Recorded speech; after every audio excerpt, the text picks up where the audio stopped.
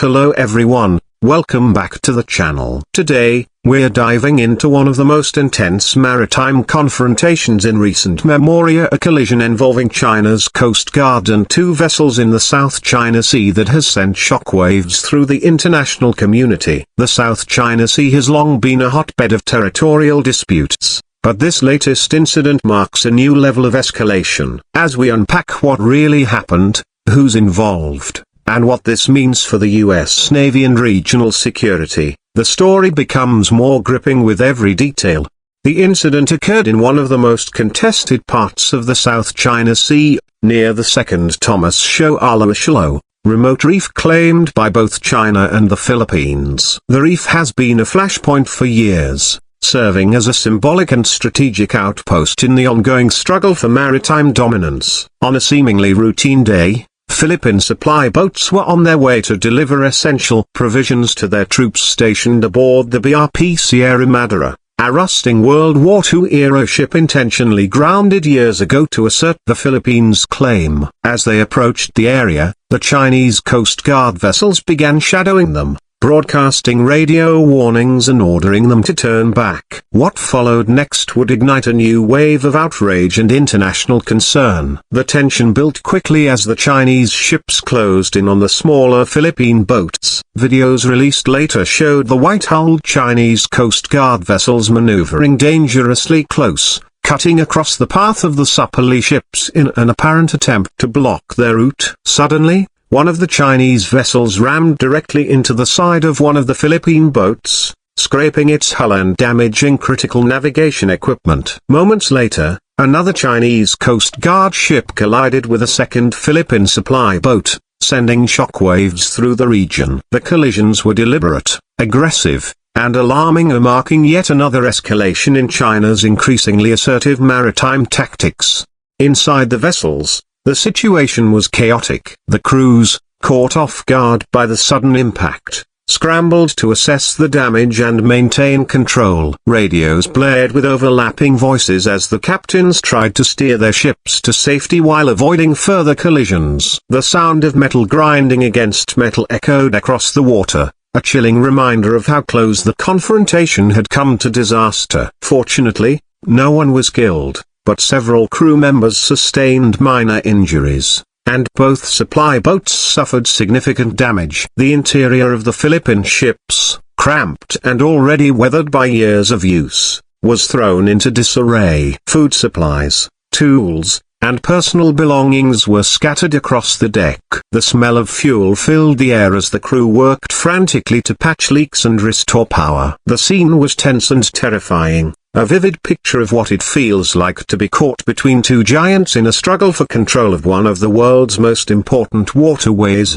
From an operational perspective, this incident highlights the growing aggression and confidence of China's maritime forces. The Chinese Coast Guard, once a civilian law enforcement body, now operates under the direct command of the People's Liberation Army Navy. This militarization has transformed the Coast Guard into a powerful instrument of state policy, blurring the line between law enforcement and military action. The ramming incidents were not random acts of intimidation, they were calculated maneuvers designed to assert dominance, test limits, and send a clear message to both regional neighbors and the United States. China will not back down in defending its territorial claims. The United States, which has long supported freedom of navigation in the South China Sea, quickly condemned the incident. The U.S. State Department labeled the actions of the Chinese Coast Guard as dangerous, provocative, and inconsistent with international law. American military officials also voiced concern that these kinds of collisions could easily spiral into a larger conflict. The U.S. Navy, which frequently conducts freedom of navigation operations through these disputed waters, has found itself increasingly challenged by China's growing presence. Recent encounters between American and Chinese ships have come perilously close to similar collisions, with each side accusing the other of reckless behavior. In the aftermath of the collisions, the Philippines lodged a formal diplomatic protest against China and called for international support. Manila's leaders described the event as a serious escalation and reaffirmed their commitment to maintaining their position in the second Thomas Shoal. President Ferdinand Marcos Jr. vowed not to retreat, stating that the Philippines would continue resupplying its outpost no matter the obstacles. His words resonated with national pride but also reflected the growing frustration among smaller nations facing China's maritime assertiveness.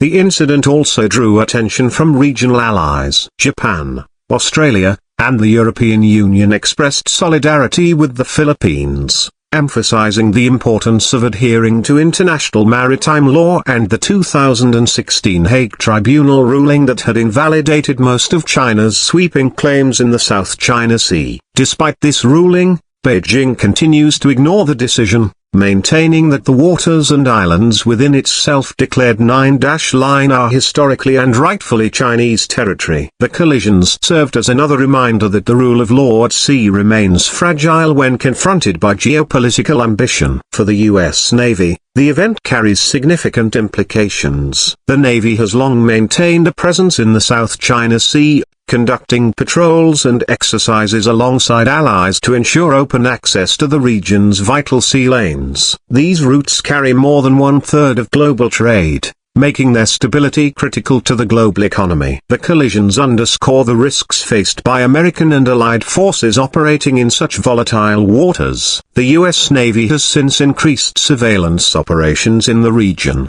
deploying reconnaissance aircraft and maritime patrols to monitor Chinese activity more closely. Pentagon officials have also hinted at expanding joint exercises with partners like Japan, Australia, and the Philippines as a show of unity and deterrence. In terms of performance and capability, the Chinese Coast Guard vessels involved in the collisions are no ordinary patrol boats. They are massive, heavily armed ships, some of them converted from naval frigates with reinforced hulls designed to withstand direct contact. These monster ships, as they are often called, can displace over 10,000 tons and are equipped with water cannons, small arms, and even deck guns. Compared to the lightly built wooden and steel supply boats used by the Philippines, the size and power difference was overwhelming. The collisions were less a confrontation between equals and more a display of brute force. China's use of its Coast Guard in these operations reflects a broader strategy known as gray zone warfare. This approach involves employing non-military assets like fishing fleets, maritime militia, and Coast Guard ships to achieve military objectives without triggering an outright war. By using civilian-marked ships, China can claim its actions are law enforcement rather than military aggression, allowing it to intimidate opponents while avoiding the full weight of international backlash. However, as incidents like this show, the line between civilian enforcement and military aggression is rapidly disappearing. Safety concerns are also rising. Maritime experts warn that repeated collisions and close encounters in such congested waters increase the risk of accidental escalation. A single miscalculation or a spark from a collision, a misinterpreted radar signal, or a weapon accidentally fired could trigger a chain reaction involving not just the Philippines and China, but also the United States. With multiple navies operating in close proximity, the potential for disaster is real. That's why the U.S. Navy continues to advocate for open lines of communication between regional forces, including direct contact channels with the Chinese Navy, to prevent unintended clashes. The unique aspect of this incident lies in its symbolism. The collisions are not just about territory, they're about power, perception, and pride. For China, every successful act of deterrence reinforces its claim to dominance in the South China Sea. For the Philippines, each resupply mission to the Sierra Madre represents defiance and resilience in the face of overwhelming odds. The clash between these two narratives is shaping the future of the region. And in this struggle, the U.S. Navy finds itself playing a pivotal role, not as a direct participant, but as the balancing force that ensures freedom of navigation and protects the interests of its allies.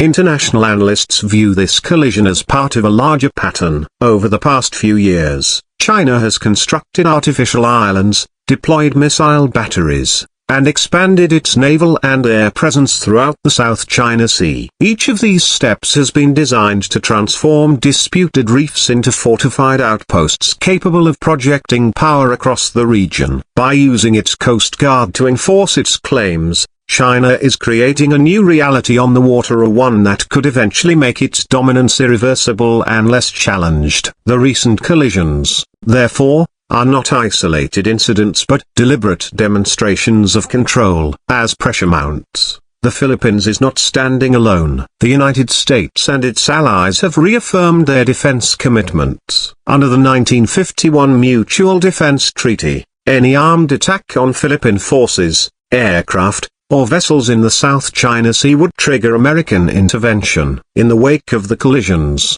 U.S. officials reiterated this point, signaling to Beijing that Washington's red lines remain firm. Meanwhile, joint exercises like Balikatan and Talisman Sabre have intensified, showcasing the growing cooperation between allied forces. At the same time, China remains defiant. Its foreign ministry dismissed the Philippines' complaints, accusing Manila of illegally intruding into Chinese waters. State-run media framed the incident as a justified act of defense, portraying the Coast Guard as protectors of national sovereignty. Within China, such incidents often boost nationalist sentiment, strengthening domestic support for the government's assertive stance. But internationally, they isolate Beijing further, pushing neighboring countries closer to Washington. The price of this confrontation extends beyond damaged ships or political statements. The South China Sea is one of the most critical arteries of global commerce, carrying trillions of dollars in trade every year. Any escalation could disrupt shipping routes, spike insurance costs, and destabilize the global economy. Energy supplies from the Middle East to East Asia flow through these waters, making stability essential. As such, every collision, every close call, becomes more than a regional issue, it becomes a global concern. Ultimately, this collision serves as a stark reminder of the delicate balance at sea. For the U.S. Navy, it reinforces the importance of maintaining a strong presence, supporting allies, and ensuring that international law prevails. For China, it's a test of how far it can push without triggering an international backlash. For smaller nations like the Philippines, it's a matter of survival, sovereignty, and national dignity. In conclusion, the collision between China's Coast Guard and the two ships is more than an isolated maritime accident. It's a symptom of deeper geopolitical tensions that could define the future of the Indo-Pacific region. It highlights the growing militarization of the South China Sea, the fragility of international law, and the increasing risk of confrontation. As the waves of this incident ripple outward, the world watches closely, hoping that diplomacy will prevail before another collision or one far more catastrophic takes place. The U.S. Navy's role will continue to be vital, not just in protecting its allies, but in ensuring that freedom of navigation remains a right for all nations, not a privilege granted by the powerful. The South China Sea remains calm for now, but beneath the surface, the currents of rivalry and ambition continue to surge. And as long as those forces exist, the question will always remain: when will the next collision happen, and will the world be ready for what follows?